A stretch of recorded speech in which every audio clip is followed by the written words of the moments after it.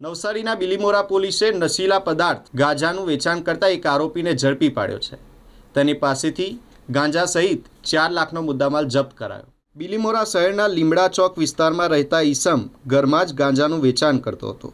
પોલીસે રાજુ વૈદ નામના ઈસમ પાસેથી 584 ગ્રામ ગાંજો, જેની કિંમત રૂપિયા 29,200 થાય છે, તેને જપ્ત કર્યો છે. સાથે જ આરોપી પાસેથી કુલ 4 લાખથી વધુનો મુદ્દામાલ કબજે કરવામાં આવ્યો છે.